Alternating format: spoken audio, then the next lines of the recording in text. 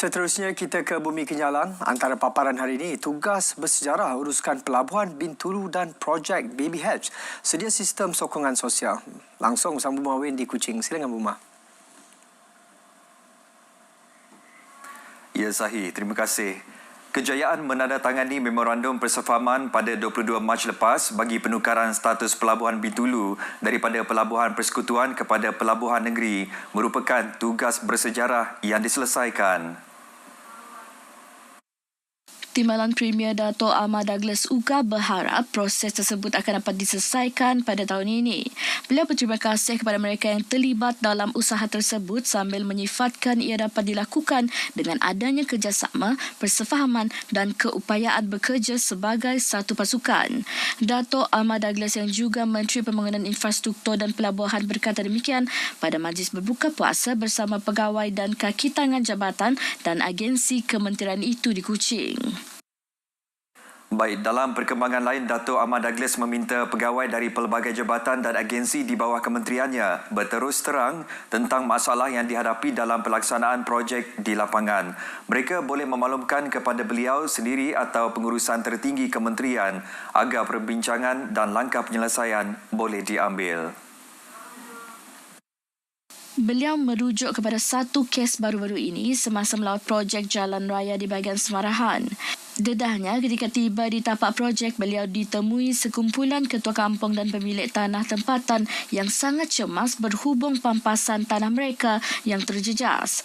Sementara itu, beliau menekankan amat penting untuk semua pegawai terus berkhidmat dengan penuh integriti. Katanya, integriti ialah komitmen untuk menyampaikan dengan cemerlang, selamat dan keboleh percayaan. Mereka juga perlu melengkapkan diri dengan kemahiran teknologi dan pengetahuan baharu seperti kecerdasan buatan AI. Sebanyak 54 kes pembuangan bayi telah direkodkan dalam tempoh 8 tahun lalu antara Januari 2016 hingga Disember 2023. Manakala tahun ini 3 kes direkodkan setakat 24 Mac lepas. Menteri Pembangunan Wanita, Kanak-kanak dan Kesejahteraan Komuniti, Datuk Seri Fatimah Abdullah berkata, statistik tersebut adalah daripada bahagian siasatan seksual wanita dan kanak-kanak Ibu Pejabat Polis Kontingen Sarawak.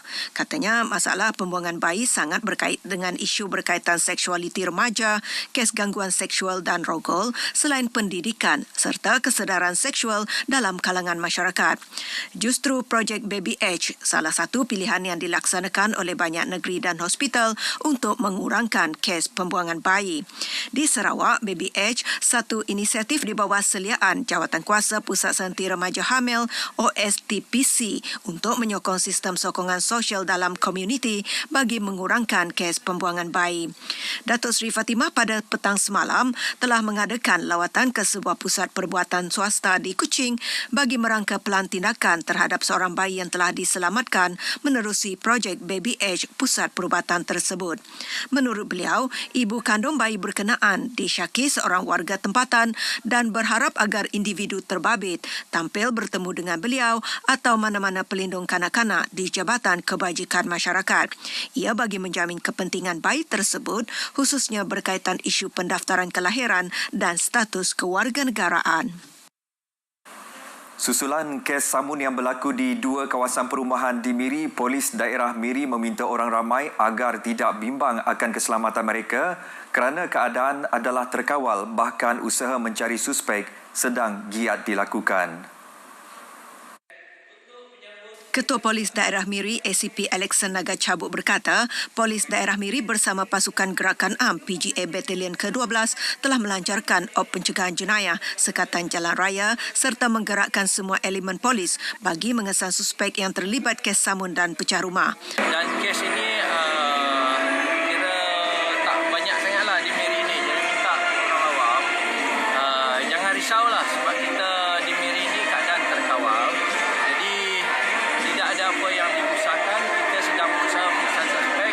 Cuma minta masyarakat beri kerjasama, menjaga diri dan juga memastikan rumah mereka ada grill, kedua CCTV, ketiga semak samun yang di belakang rumah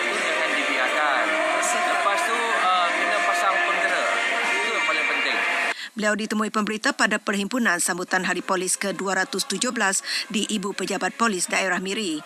Polis percaya 2 kes samun yang berlaku di Ocean Park dan Hilltop Miri dilakukan oleh suspek yang sama.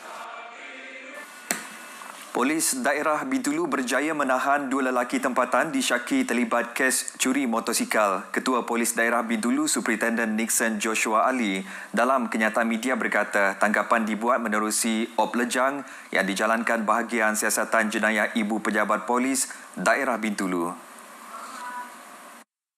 Sebelum itu, Polis Bintulu pada 21 Mac lepas menerima laporan berkenaan kehilangan beberapa motosikal di sekitar Bintulu. Kedua-dua suspek berumur 19 dan 24 tahun. Hasil soal siasat, pihak polis membawa kepada rampasan 4 buah motosikal bernilai RM15,000 yang disembunyikan di beberapa tempat terpencil di sekitar kawasan Bintulu. Suspek mula bergiat aktif dalam jenayah curi motosikal sejak awal bulan ini dengan modus operandi mensasarkan motosikal yang tidak mempunyai kunci tambahan. Ujian air kencing mendapati kedua-dua suspek positif dadah jenis metafetamin dan amfetamin dan suspek turut mempunyai rekod berkaitan penyalahgunaan dadah. Kedua-dua suspek ini ditahan reman dan kes disiasat mengikut Seksyen 379A Kanun Keseksaan. Bank Rakyat akan terus merapatkan hubungan baik sedia ada dengan pengamal media di Malaysia melalui aktiviti-aktiviti yang dijalankan sepanjang tahun. Ketua Pegawai Pemasaran dan Komunikasi Bank Rakyat Nizam Sani berkata ini termasuk memberi sumbangan pek makanan berbuka puasa kepada organisasi media seluruh negara pada setiap bulan Ramadan, satu program yang dilaksanakan sejak 10 tahun lalu.